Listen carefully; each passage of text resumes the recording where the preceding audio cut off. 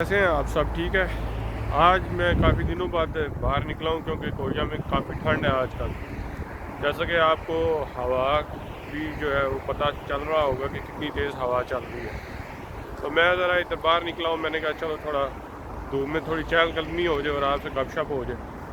तो ये साथ ही मेरे जो है ना, असल में ये रोड है, ठीक है, ये दरिया है, एज़ यू कैन सी, ठीक है। दरिया के साथ साथ जो है ना, ये पीछे जो है बिल्डिंग्स और ये रोड है, और इस तरफ भी मेरे आप देख सकते हैं कि इस तरफ भी पीछे जो है ये रोड है, गाड़ियाँ गुजर रही हैं, तो उस वजह से काफ़ी जो है वो शोर हो सकता है। तो उसके लिए पेशगी माजरत जो है। वो वीडियो बनाने का मकसद आप लोगों से कुछ अपने ख्यालात का इजहार करना है, ठीक है। कुछ लोग जो है अब मैं जो हूँ, मैं पिछले 10 साल से कोरिया में हूँ। I am more than 36 year old, ठीक है। और यहाँ पे मैं एज अ असिस्टेंट प्रोफेसर काम कर रहा हूँ एक वेल रिप्यूटेड यूनिवर्सिटी में। मैं 2015 में कोरिया में आया था और पाकिस्तान से, और कोरिया में आने के बाद एक ड्रास्टिक चेंज मेरी लाइफ में आया आफ्टर ग्रेजुएशन। मीनवाइल मैंने बहुत सारी चीज़ें जो है वो सीखी, ठीक है। जो पास से गुजरा है वो आइश करके गया है, ठीक है। तो ये चाचे शाचे जो है ना, ये इस तरह की हरकतें करते रहते हैं, सो डोंट बुद्ध है का अंदाज़ा लगाया होगा कि इस ट्रैक पे साइकिलिंग जो है वो काफ़ी होती है। बेसिकली ये ट्रैक जो है ये साइकिलिंग के लिए है। तो मैं जो है, मेरा ट्रैक जो है ना वो इस रोड से उस तरफ है, लाइक वो छोटा सा जो ट्रैक है वो है। तो मैं अब साइकिलिंग के ट्रैक पे जो है वो चल रहा हूँ, इस वजह से वो उसने शायद जो है ना वो बोला है।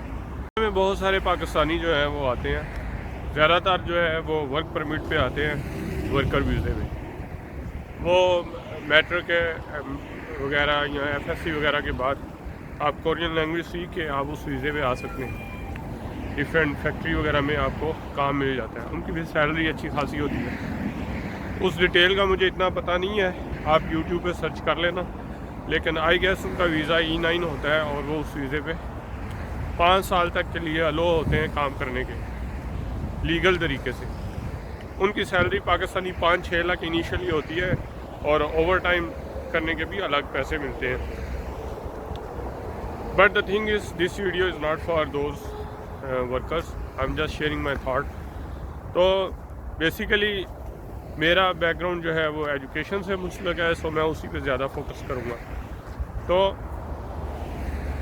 PhD में एनरोल होने के बाद जब बंदा पाकिस्तान से आता है, मेरा अपना एक्सपीरियंस है, तो आपको पाकिस्तान में एज सच रिसर्च ओरिएंटेड काम नहीं होता, मासवाए कुछ लैब्स के, जो कि अब आहिस्ता आहिस्ता ट्रेंड जो है वो पकड़ चुकी हैं। और इस चीज़ का भी ट्रेंड है, पाकिस्तान में भी HEC भी ग्रांट जो है वो देती है, और कुछ लैब्स जो है वो बड़ा मतलब काम कर रही हैं रिसर्च पे। मासवाए उन लैब्स के बहुत सारे दोस्त अहबाब माजरत के साथ अभी भी जो है वो इस चीज़ पे इतना रुझान नहीं है रिसर्च का। तो जब 2015 में मैं आया था, मेरा बेसिकली बैकग्राउंड था कंप्यूटेशनल फिज़िक्स पे, डेंसिटी फंक्शनल थ्योरी पे। मैंने MPhil किया पंजाब यूनिवर्सिटी से, तो उसके बाद जो है PhD में मैंने इधर मुझे एडमिशन मिल गया। सो वो फुली फंडेड एडमिशन था। ट्यूशन फ़ीस जो है वो यूनिवर्सिटी और प्रोफेसर पे करेगा, और आपके मंथली एक्सपेंसेस जो हैं वो भी प्रोफेसर जो है वो सपोर्ट करेगा। सो मीनवाइल मैंने PhD में फ़र्स्ट और सेकंड ईयर में, आपके पहले 2 साल PhD में आपके सीखने के होते हैं। सीखने से मुराद ये है कि आपको जो है ना focus on learning, building skills, ठीक है। जब आप स्किल एक दफ़ा बिल्ड कर लेंगे, फिर आगे काम जो है वो आसान हो जाता है। तो PhD में 4 से 5 साल नॉर्मली कोरिया में PhD हो जाती है। तो जब आप नए नए आते हैं तो आपके लिए भी इन्वायरमेंट बड़ा टफ़ होता है, तो आपको जो है वो थोड़ा टाइम लगता है स्किल्स बिल्डअप करने में, क्योंकि पाकिस्तान में एट दैट टाइम 2015 में ऐसा इतना रुझान नहीं था। अब तो माशाल्लाह पाकिस्तान में भी बड़े बड़े ग्रुप बने हुए हैं और बहुत काम हो रहा है। तो इनिशियली जो है वो एटलीस्ट 1 साल जो है आपको पीएचडी जो है वो आपसे मेहनत डिमांड करती है। जब आप एक दफ़ा स्किल सेट आपकी क्लियर होगी, आपका स्किल सेट बन गया, तो उसके बाद जो है वो सारी ज़िंदगी उसी चीज़ पे आप आगे खाएंगे। ठीक है, तो ये बरादराना मशवरा है उन तमाम दोस्तों के लिए जो ख्वाहिशमंद हैं कोरिया में पढ़ने के लिए, पाकिस्तान से या साउथ एशिया से, नॉर्मली बांग्लादेश, नेपाल, इंडिया, पाकिस्तान, इन 4 मुल्कों से ज़्यादातर लोग आते हैं। तो ये बेसिकली वीडियो उन लोगों के लिए है जो कोरिया में एडमिशन वगैरह, मास्टर या पीएचडी या इवन के इंटीग्रेटेड प्रोग्राम में आना चाहते हैं। खूबसूरत जो है वो दरिया है और ये सोल के अंदर दरिया है। ये ओवरऑल सोल जो है ना उसमें फैला हुआ है। तो ये बड़ा लंबा, काफ़ी लंबा दरिया है। तो मैं इसी के साथ साथ इस ट्रैक पे चल रहा हूँ। कह रहा था कि एक दफ़ा आपके स्किल सेट डेवलप हो गए, आपने चीज़ें सीख ली, तो उसके बाद जो है फिर पीएचडी भी इतनी मुश्किल नहीं रहती। तो इनिशियली पीएचडी में अगर आप आ रहे हैं, जैसा कि मेरा एक्सपीरियंस है, तो 2 साल में आपको कोर्स वर्क करना पड़ता है। यहाँ पे कोर्स वर्क भी होता है।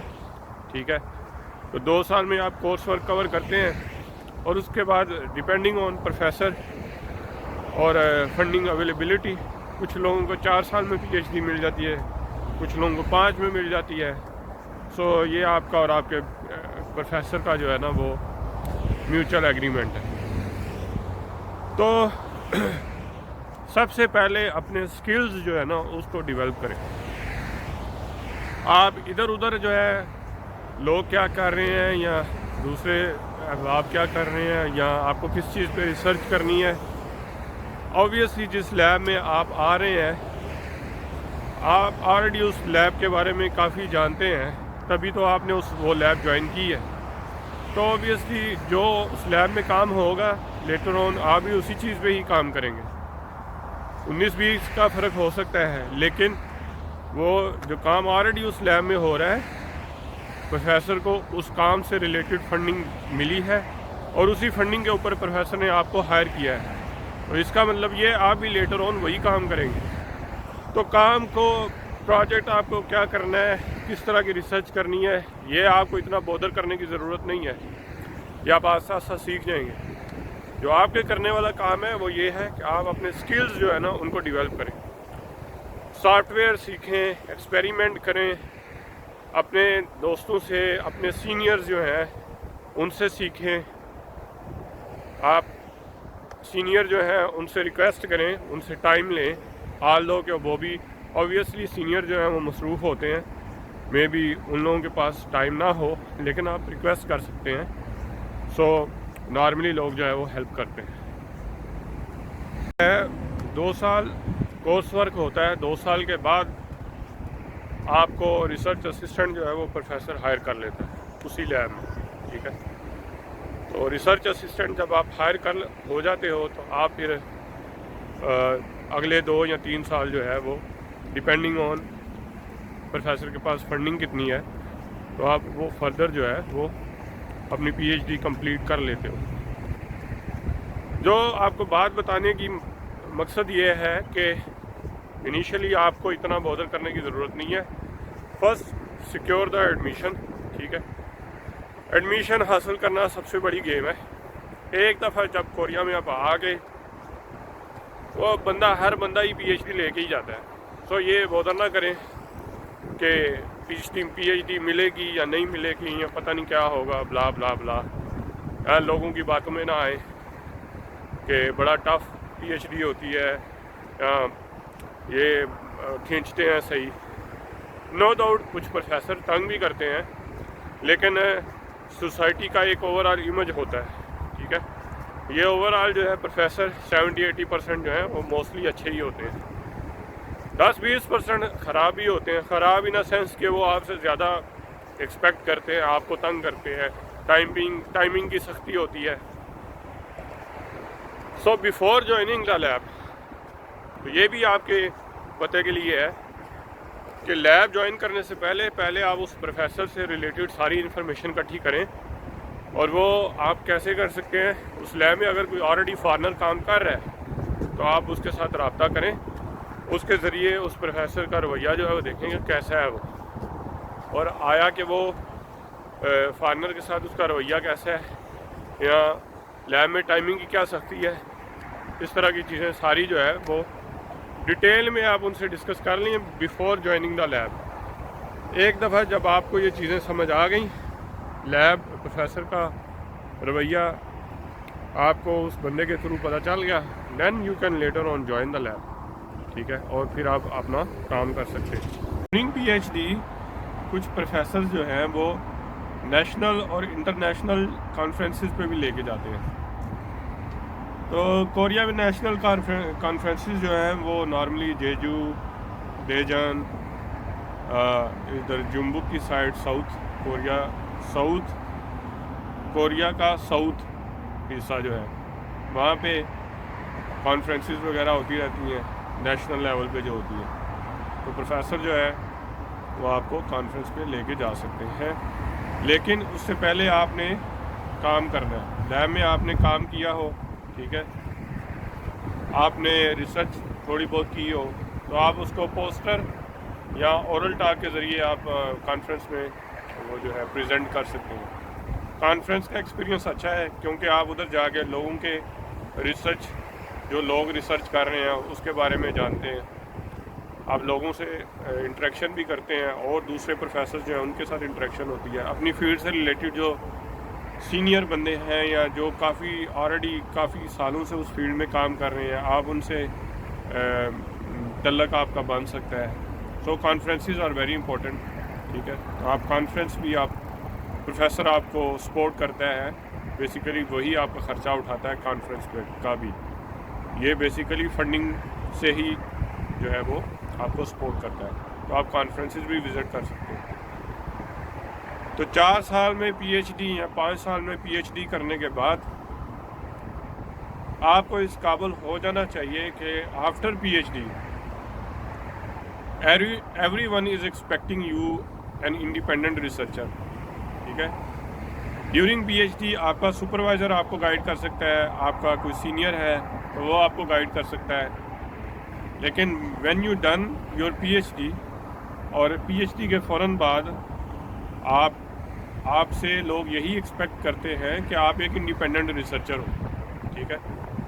Then you should be mature enough to make your own project, to write your own funding grant and to hunt your own job without any support. हाँ, connections matter करते हैं, लेकिन most of the work you have to do yourself. So कुछ लोग जो हैं PhD करने के फ़ौरन बाद पोस्ट डॉक वगैरह करते हैं, पोस्ट डॉक्टरेट, ठीक है। कुछ लोग इंडस्ट्री में चले जाते हैं, जिन्होंने आगे एकेडमिया में रहना हो, जैसे कि मेरा गोल यही था कि मैं एकेडमिया में रहूं। आलो एकेडमिया में as compare to industry, internationally ये रूल है कि एकेडमिया में कंपैरेटिवली इंडस्ट्री के आपको पे जो है वो कम होती है, लेकिन उसके अपने वो जो है वो एडवांटेज हैं कि आप फंडिंग के लिए अप्लाई कर सकते हैं, आपके प्रमोशन के चांसेस होते हैं, ठीक है। आपकी जॉब मोर सिक्योर होती है as compare to industry. Lay off का तो आपने नाम सुना हुआ ना, ये यूएस वगैरह में ये इंटरनेशनल टर्म है ले ऑफ्स। किसी भी वक्त उठ के जो है वो सीईओ उठता है कंपनी का और 1000 बंदा जो है वो उन्होंने कंपनी से फारग कर दिया। तो ये that's not happen in academia, ठीक है। चाहे आपकी पोजीशन जो है वो टेन्योर ट्रैक हो या non tenure, it doesn't matter, लेकिन ये आपको एकेडमिया में ऐसा होता है कि आपको फ़ौरन या बिल्कुल छुट्टी नहीं कर देते, तो ये कंपैरेटिवली सिक्योर जॉब है। तो आफ्टर पीएचडी आपसे हर कोई ये एक्सपेक्ट करता है कि आप एक इंडिपेंडेंट रिसर्चर हो, ठीक है। तो आपने उनकी एक्सपेक्टेशन को पूरा भी करना है, तो आपने इंडिपेंडेंट रिसर्चर होना भी है। तो 4 साल आपको मेहनत करनी है, आपने रिसर्च जो भी आपने रिसर्च करनी है, जिसमें आपका इंटरेस्ट है, आपने उस चीज़ के ऊपर एक्सपर्टीज़ अपनी बनानी है। ठीक है। उसके बाद जो है वो आप पोस्ट डॉक वगैरह के लिए अप्लाई कर सकते हो, ठीक है। अब बीइंग प्रोफेसर, अब मैं जाके ये समझा हूँ कि चूँकि पोस्ट डॉक की फंडिंग जो है वो उसकी सैलरी ज़्यादा होती है as compare to PhD, so everyone is expecting more work from a post doc, ठीक है। तो क्योंकि फंडिंग जो है उसमें फंडिंग का काफ़ी पोर्शन जो है वो पोस्ट डॉक की सैलरी में जा रहा होता है, सो प्रोफेसर भी ये एक्सपेक्ट करता है कि वो पोस्ट डॉक जो है वो ज़्यादा परफॉर्म करे। सो पोस्ट डॉक के लिए जो है वो कंपटीशन और काम करना वो टफ होता है, क्योंकि उसका कॉन्ट्रैक्ट होता है, नॉर्मली वो साल का होता है कोरिया में। अगर नॉर्मली साल का, इनिशियली साल का ये जो है वो कॉन्ट्रैक्ट देते हैं, as compare to USA where you can have 2 years or 3 years post doc contract. तो उसके बाद 1 साल के काम करने के बाद आप वो प्रोफेसर आपके रिसर्च के ऊपर जो है उसको ये इंटरेस्टिंग लगती है तो वो आपका कॉन्ट्रैक्ट एक्सटेंड भी कर सकता है। सो पोस्ट डॉक के लिए जो वीज़ा होता है उस वीज़े का नाम है E3, ठीक है। PhD का जो वीज़ा होता है उसका नाम है D2, ठीक है। तो आफ्टर पोस्ट डॉक एकेडमिया और पोस्ट डॉक जो है ये एक ब्रिज है between academia and your professorship job and PhD। तो जब तक आपको एकेडमिया में अच्छी ऑफ़र नहीं मिलती, असिस्टेंट प्रोफेसर या इस तरह की research professor position, then you can avail and work on post doc position as long as you want. There is no age limit and there is no restrictions. ये आपका और आपके प्रोफेसर का mutual agreement. China में 35 years age limit है post doc के लिए in general, लेकिन वो भी फिर आगे डिफरेंट टर्म्स है, लेकिन कोरिया में एज लिमिट नहीं है, सो आप किसी भी एज में पोस्ट डॉक कर सकते हैं। तो एक तो ये बात क्लियर होगी। उसके बाद आपने ये PhD के दौरान ही ये अपना माइंड बना लेना है कि आगे आपने एकेडमिया में रहना है या आपने इंडस्ट्री में जाना है। प्रोज एंड कॉन मैं बता चुका हूँ कि इंडस्ट्री की जॉब जो है वो सिक्योर नहीं होती, ऑल्दो सैलरी ज़्यादा होती है। एकेडमिया की job as compare to industry ज़्यादा सिक्योर होती है, सैलरी कम होती है। सो अगर आपका इंटरेस्ट है रिसर्च करने का और फंडिंग ग्रांट राइट करने का और उसके अलावा कॉन्फ्रेंसेस विजिट करने का, पेपर लिखने का, तो फिर एकेडमिया जो है ये आपके लिए बेस्ट है, ठीक है। लेकिन अगर आप PhD में आप मर के जो है वो आपने एक आधा पेपर निकाला है और आपको रिसर्च का इतना जो है वो इंटरेस्ट नहीं है या आपको समझ नहीं आ रही, कुछ लोगों के लिए रिसर्च वर्कआउट नहीं भी करती, तो आपके लिए फिर बेस्ट रूट जो है वो इंडस्ट्री है। सो बेस्ड ऑन दो stuff you can decide without आप किसी से कंसल्ट करने की क्या ज़रूरत है, आपका अपना माइंड इनफ है। तो आप based on these stuff you can be more clear whether you want to go in academia or in industry. After my PhD in 2019 मैंने फर्स्ट जो है वो पोस्ट डॉक काइस्ट में ज्वाइन की। KAIST one of the best institute in Korea, ठीक है, और वर्ल्ड आई गेस अंडर 50 आता है। तो काइस्ट जो है वहाँ पे मैंने 1 साल जो है वो पोस्ट डॉक की है इन डिपार्टमेंट ऑफ फिज़िक्स। सो वहाँ पे मैं काम किया है ग्रेफिन और TMD मटेरियल्स के ऊपर, ठीक है। बेसिकली मेरा काम था डिवाइसेस बनाना, ठीक है, और मोर लाइक फंडामेंटल एस्पेक्ट को देखना, चार्ज डेंसिटी वेव और इस तरह का concept. After my first post doc then I have done another 2 year of post doc in the field of gas storage, CO2 capture, environmental applications, और 3 साल की post doc के बाद फिर मैंने असिस्टेंट प्रोफेसर जो है उसकी पोजीशन जो है वो अवेल की है। So I was not aware कि पता नहीं मुझे मिलेगी भी या नहीं मिलेगी। No one is sure what will happen in future, but you keep on struggling and you keep on hoping. तो इस चीज़ पे बिल्कुल आप अपने आप को एग्जॉस्ट ना करें। टाइम हर एक का आता है, लेकिन पेशेंस जो है is the key and hard work is the first key and patience is the second key. तो आपको किसी भी किस्म की इंफॉर्मेशन चाहिए related PhD admission, life in Korea, based on writing funding grant, proposal writing, research article किस तरह लिखते हैं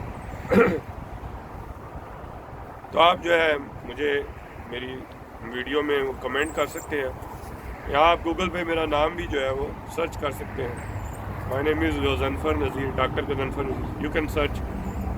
तो वहाँ से आप मेरे पेपर जो है वो देख सकते हैं। अगर आपको ये वीडियो अच्छी लगी तो अपने दोस्तों के साथ शेयर करें, लाइक और चैनल को सब्सक्राइब करें। मैं इसी तरह का कंटेंट जो है वो फर्दर बनाता रहूँगा, जिससे आपको आपका फ्यूचर डिसाइड करने में बेहतर जो है वो गाइडेंस मिलेगी। ऑल दो यूट्यूब भरी पड़ी है, but I am giving you my real experience. ठीक है, जो मैंने 10 साल कोरिया में सीखा है, आपको इस वीडियो के थ्रू 15 मिनट में सीख जाएंगे। ठीक है, तो काइंडली चैनल को सब्सक्राइब करें, लाइक करें और वीडियो को अपने दोस्तों के साथ शेयर करें। Thank you so much and have a good day.